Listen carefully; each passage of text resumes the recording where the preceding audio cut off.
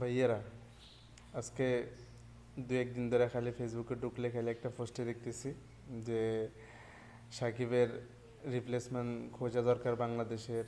সাকিবের এখন দরকার নাই, সাকিব এখন চালক থেকে প্যাসেঞ্জার হয়ে গেছে।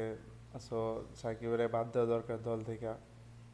খালি এইসব পোস্টে দেখতেছি।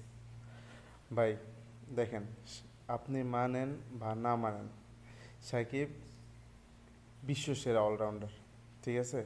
এরকম একটা ক্রিকেটার যদি একটা দলে থাকে, ওই দলের মোমেন্টামটাই অন্যরকম থাকে, ঠিক আছে? সাকিবের অফ ফর্ম যাইতেছে, সমস্যা নেই, ঠিক আছে?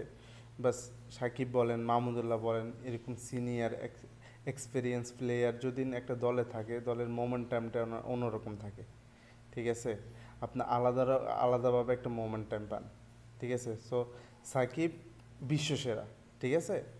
অফর্ম যাইতেই পারে, একটা প্লেয়ার অফর্ম থাকতেই পারে। সো এই কারণে সাকিবের মতো একটা প্লেয়ার হলে আপনারা যেগুলো শুরু করছেন, সাকিবের মতো প্লেয়ারের বাদ দিতে বলতেছেন আপনারা। ভাই সাকিব সেরা ভাই, আপনি মানেন বা না মানেন, ঠিক আছে? সাকিবের এখন অফর্ম যা, সমস্যা নেই, ঠিক আছে?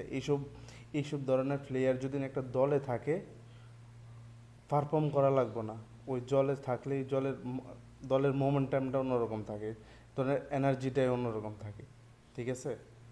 যারা এসব পোস্ট করতেছেন একটু ভাবেন ভাই, ভাইবা চিন্তে এসব পোস্ট করেন, ঠিক আছে? বা ভাইবা চিন্তে এসব কথা বলেন। এমন না যে আমি সাকিবের অনেক বড় ভক্ত, এই কারণে সাকিবের জন্য এসব কথা বলতেছি। ভাই আমি সাকিবের মানে ফলো করি না, কারণ তার ক্রিকেটের বাইরে যে কর্মকাণ্ড এসবের কারণে। তবে ভাই যাই কিছু বলেন, সাকিব বিশ্বমানের একজন অলরাউন্ডার, বিশ্বসেরা অলরাউন্ডার, এবং বাংলাদেশ দেন মানে সারা বিশ্বকে ডমিনেট করতে পারে, এটা শুধু সাকিবে আমগরে শিখেছে, ঠিক আছে? সো ভাই বিশ্বকাপ খেলতে গেছে, এরকম বিশ্বকাপের মতন একটা জায়গাতে সাকিবের মতো একজন অলরাউন্ডার, সাকিবের মতো বিশ্বসেরা প্লেয়ার, সাকিবের মতো একজন প্লেয়ার শুধু দলে থাকলেই যথেষ্ট ভাই। দল আলাদা একটা মোমেন্টাম পায়। সাকিব এখন মানে বোলিং করে না বা ব্যাটিং ভালো পারে না, এর জন্য যে সাকিবের বাদ দিতে হবে এমন কোনো কথা না ভাই। সাকিব সেরা, সেরাই। সাকিব বলেন, আপনি মাহমুদুল্লাহ বলেন, সেম। মাহমুদুল্লাহ যদি দলে থাকে, দলের মোমেন্টামটা অন্যরকম থাকে, সিনিয়র প্লেয়ার, ঠিক আছে?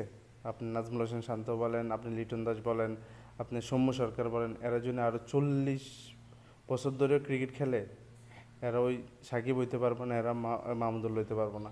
সো এখন যেহেতু আপনার কাছে সাকিব আছে, মাহমুদুল্লাহ আছে, তাই তাদের গুরুত্ব বুঝেন। যারা যখন চলে যাব তখন তখন বুঝিও কোনো লাভ নেই, ঠিক আছে? ধন্যবাদ।